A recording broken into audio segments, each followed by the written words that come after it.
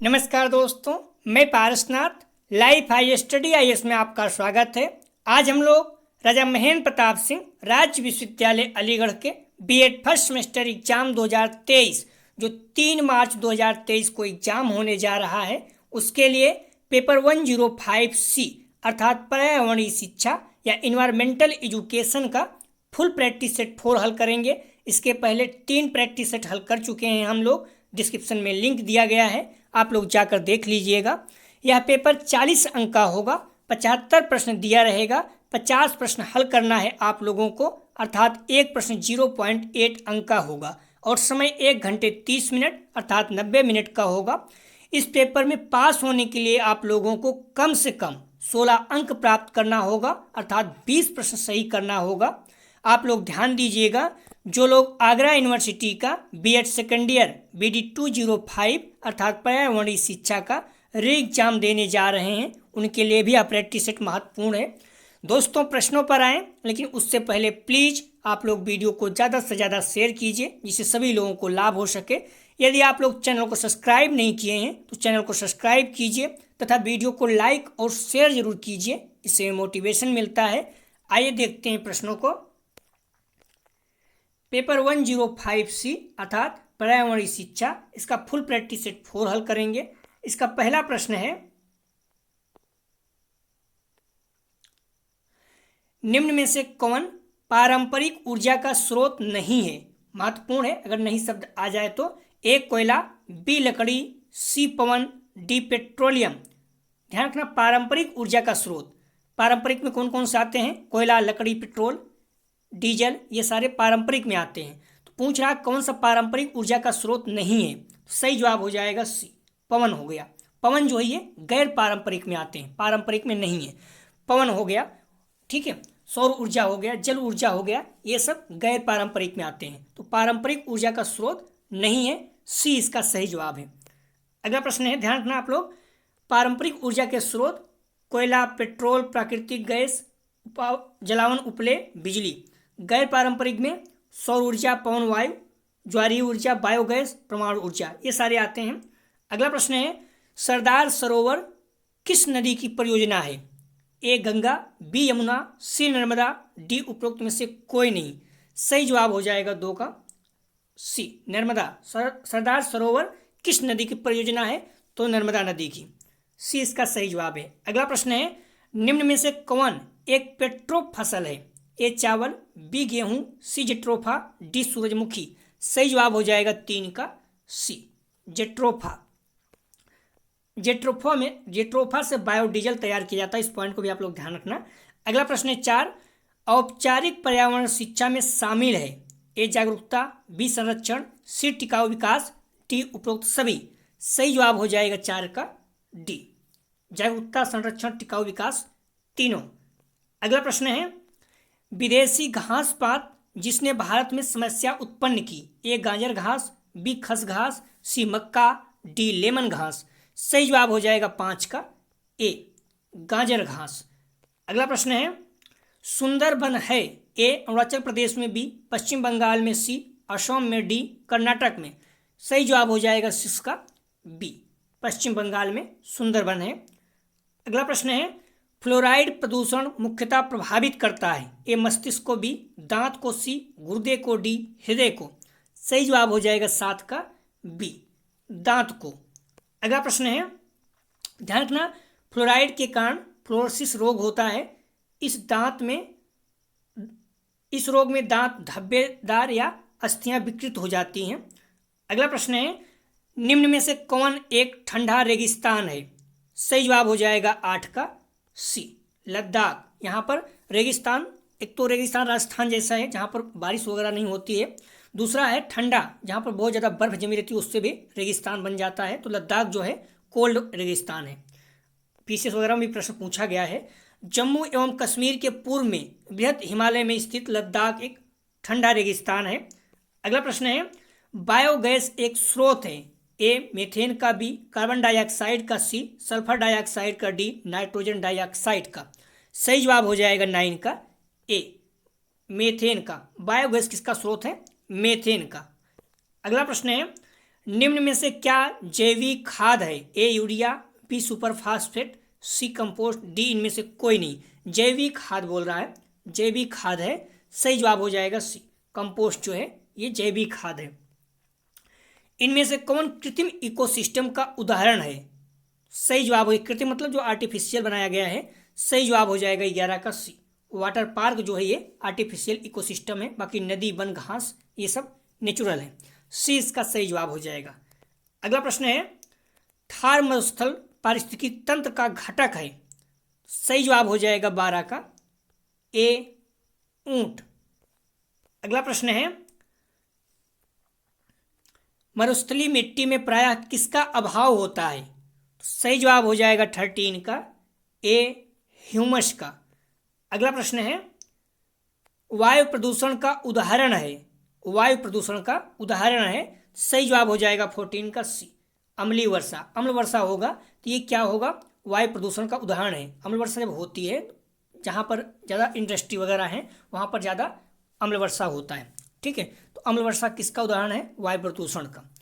अगर वायु प्रदूषित है तो अम्ल वर्षा होगी। अगला प्रश्न है, महानगरों में होने वाला धूम कोहरा किसका परिणाम है?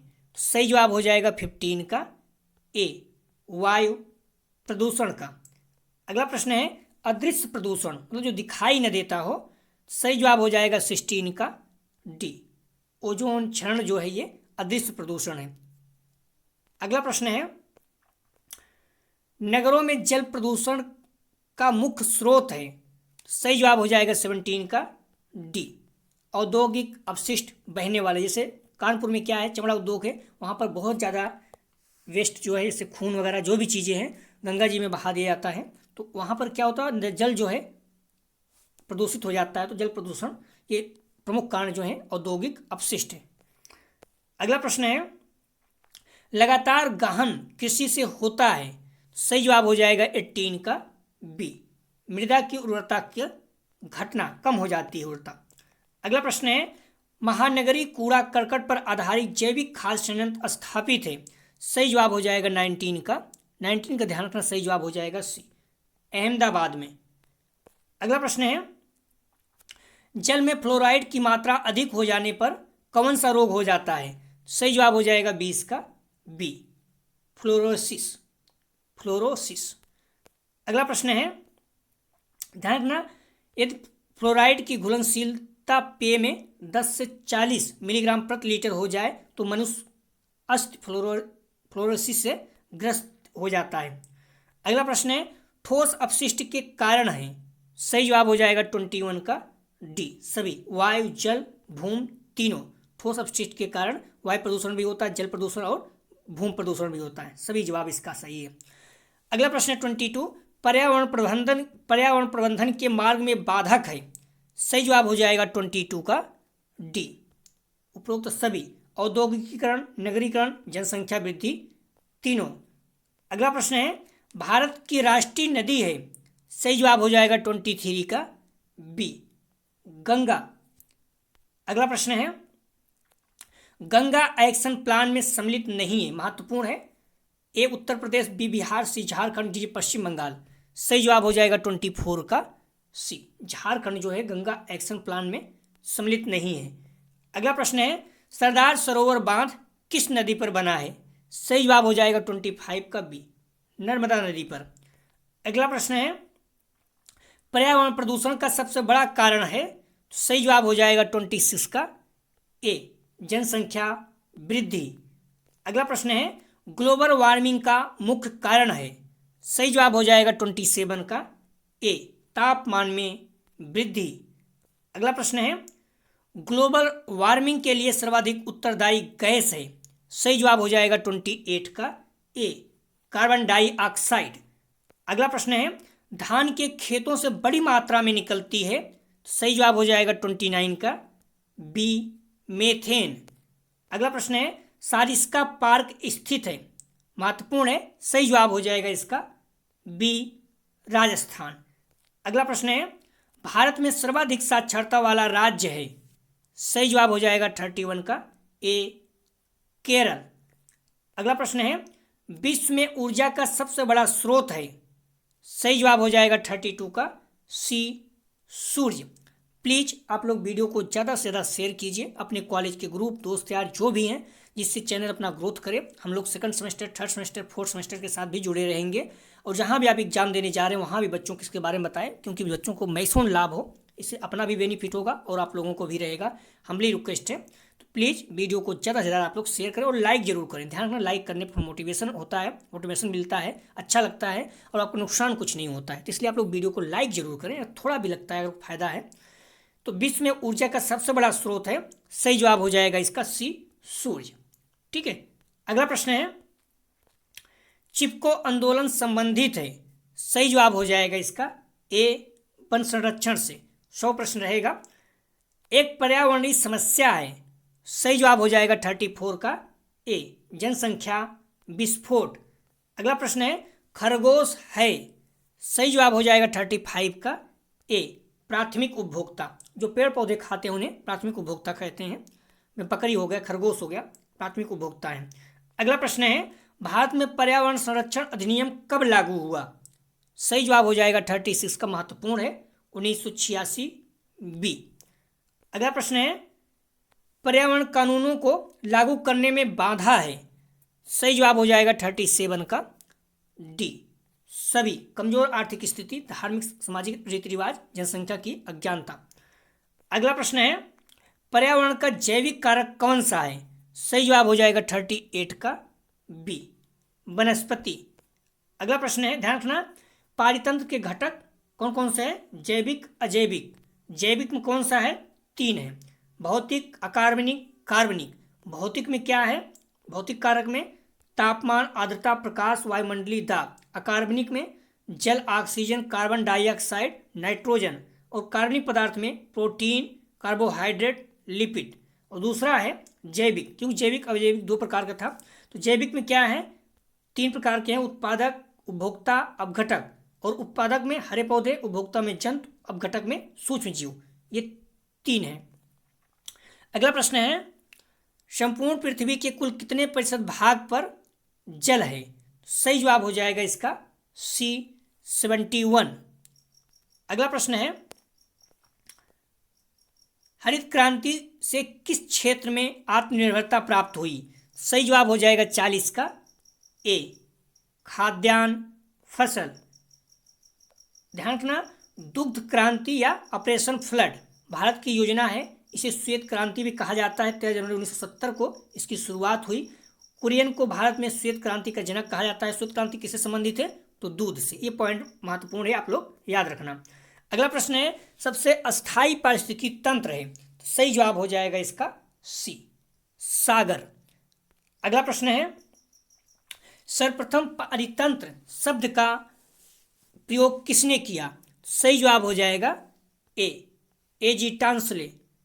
अगला प्रश्न है जल प्रकाश और तापक्रम पारिस्थितिकी तंत्र के कौन से घटक हैं, सही जवाब हो जाएगा 43 का ए अजैविक। अगला प्रश्न है ध्यान रखना पारितंत्र के घटक क्या हैं, अजैविक जैविक। अजैविक में क्या है, भौतिक कारक अकार्बनिक कार्बनिक, सारी चीज़ मैंने लिख दिया, हम लोग देख भी चुके हैं, आप लोग देख लीजिएगा। PDF मिल जाएगा आपको टेलीग्राम व्हाट्सएप पे। और टेलीग्राम व्हाट्सएप ग्रुप का दोनों का लिंक डिस्क्रिप्शन और कमेंट सेक्शन दोनों जगह पे दिया है। कमेंट सेक्शन में सबसे ऊपर ही दिया है, आप लोग ज्वाइन करके प्राप्त कर सकते हैं। एक अविघटनीय प्रदूषक है जो विघटित ना होता हो, सही जवाब हो जाएगा 44 का ए प्लास्टिक। अगला प्रश्न है अविघटनीय प्रदूषक नॉन बायोडिग्रेडेबल, जैसे प्लास्टिक हो गया, DDT हो गया, बेंजीन हेक्साक्लोराइड हो गया इत्यादि। अगला प्रश्न है ध्वनि प्रदूषण के नियंत्रण के उपाय के रूप में वाहनों में प्रयोग करना चाहिए, सही जवाब हो जाएगा 45 का ए साइलेंसर। अगला प्रश्न है आलू खाने वाला चूहा है, सही जवाब हो जाएगा 46 का डी प्राथमिक उपभोक्ता। ध्यान रखना प्राथमिक उपभोक्ता मतलब होता है जो फल फूल या पेड़ पौधे को खाते हैं, ठीक है, जैसे खरगोश हो गया, बकरी हो गई, ठीक है। तो अगर ये आलू खा रहा है तो प्राथमिक उपभोक्ता हो जाएगा। प्राथमिक उपभोक्ता वे जानवर हैं जो प्राथमिक उत्पादों से प्रथम पोषीय स्तर पर भोजन करते हैं, पेड़ पौधे फल फूल। अगला प्रश्न है प्रकृति की सफाई करने वाले हैं, सही जवाब हो जाएगा 47 का सी अपघटक अपमार्जक। अगला प्रश्न है किस स्थान पर सर्वाधिक वर्षा होती है? सही जवाब हो जाएगा 48 का सी, चेरापूंजी। अगला प्रश्न है विश्व वानिकी दिवस है, सही जवाब हो जाएगा 49 का डी, 21 मार्च को। 22 मार्च को क्या है? जल दिवस है, ठीक है। 22 अप्रैल को पृथ्वी दिवस, 22 मई को जैव विविधता दिवस। मैं बार बार सब को बता चुका हूँ। ओजोन परत में सबसे बड़ा छिद्र कहाँ पाया गया? सही जवाब हो जाएगा 50 का बी, अंटार्कटिका। अगला प्रश्न है प्रतिवर्ष अंतर्राष्ट्रीय ओजोन परत संरक्षण दिवस मनाया जाता है, सही जवाब हो जाएगा इसका सी, 16 सितंबर। अगला ध्यान रखना, विश्व ओजोन दिवस 2022 थीम है global corporation protection life on earth, पृथ्वी पर जीवन की रक्षा करने वाला वैश्विक सहयोग।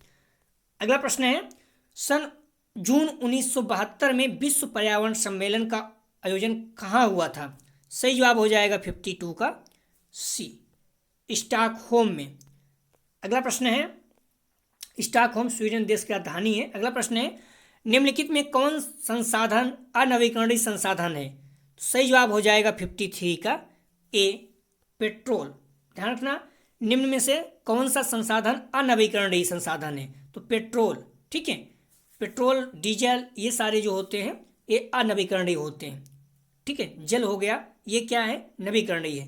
तो अनवीकरण कौन हो जाए? पेट्रोल इसमें सबसे बेस्ट ऑप्शन है।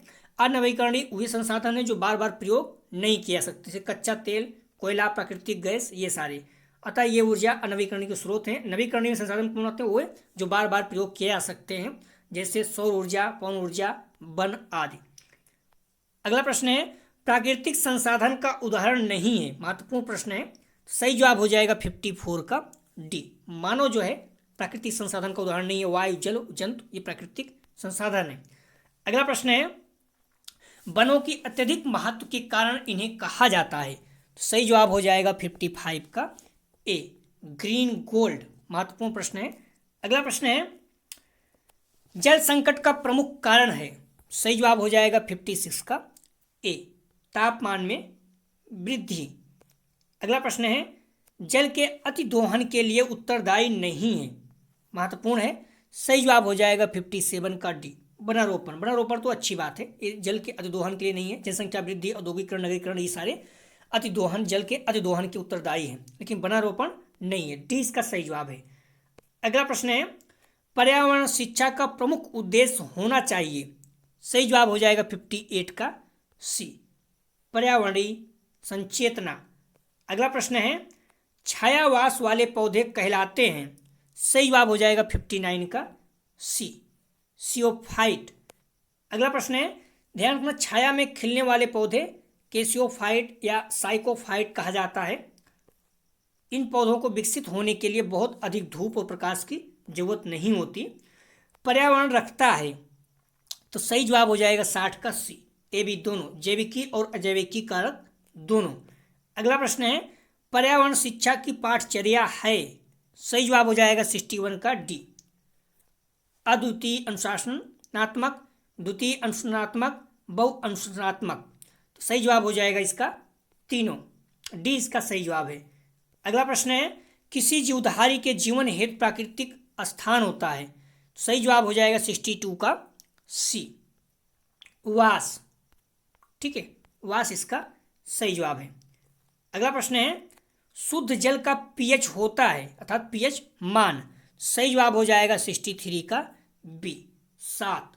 अगर 7 से अधिक है तो क्या हो जाएगा? क्षारीय, कम है तो अम्लीय। इस पॉइंट को भी आप लोग ध्यान रखना।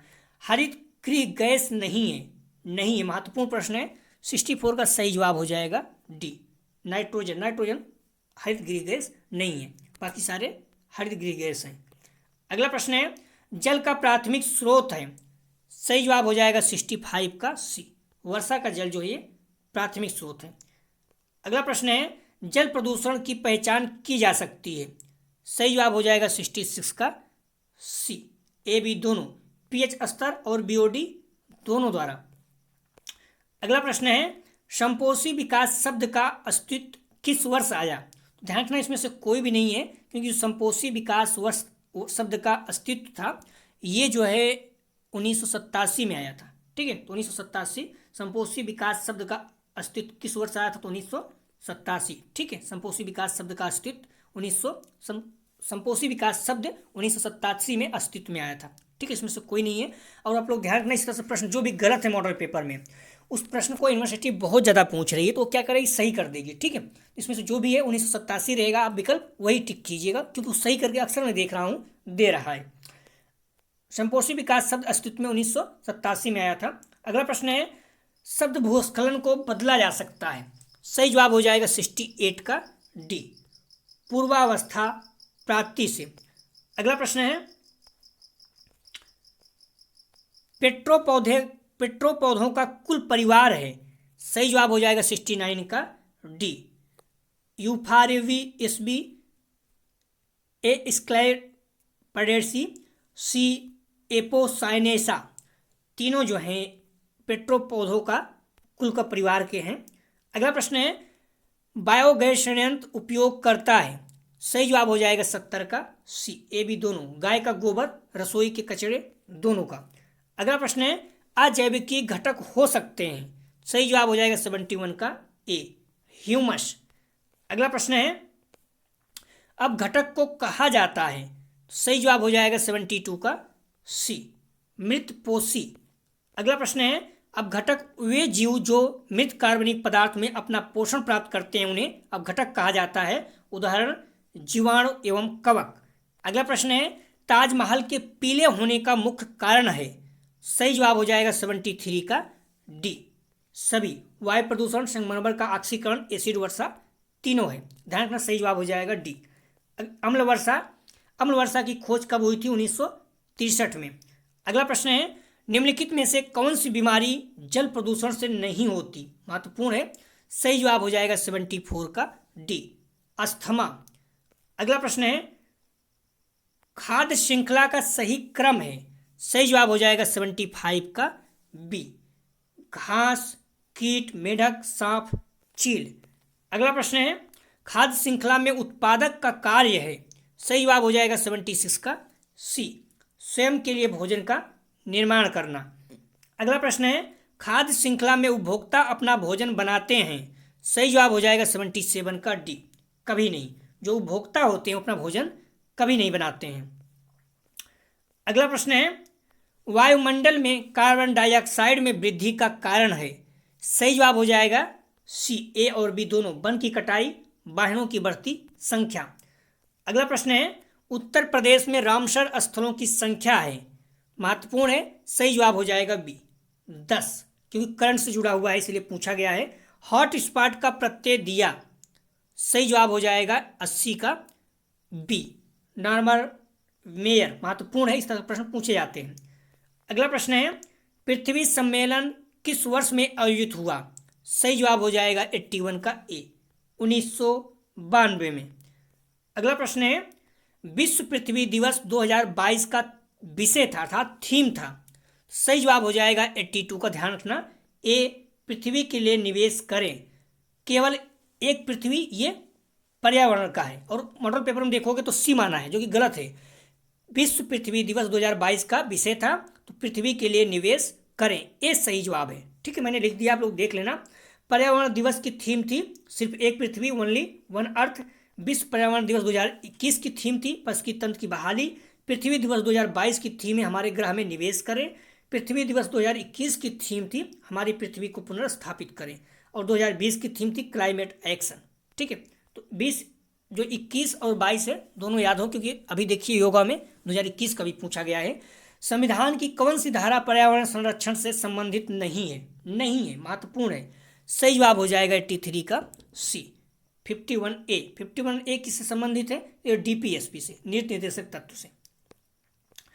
अगला प्रश्न है, केवल भारत में पाया जाने वाला पक्षी है। ये प्रश्न आ चुका है और मैंने पहले बताया जो प्रश्न गलत रहता है यूनिवर्सिटी सुधार के उसको बहुत ज़्यादा पूछ रही है।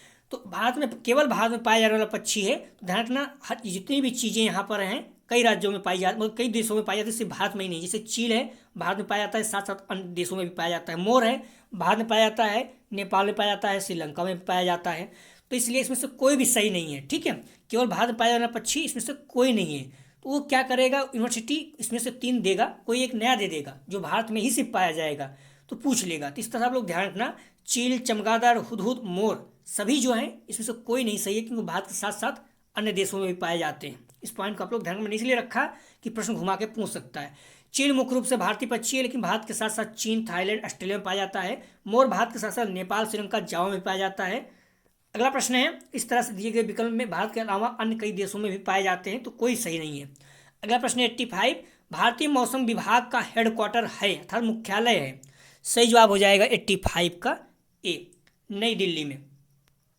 अगला प्रश्न है 86, केंद्रीय प्रदूषण नियंत्रण बोर्ड स्थित है। सही जवाब हो जाएगा 86 का डी, दिल्ली में।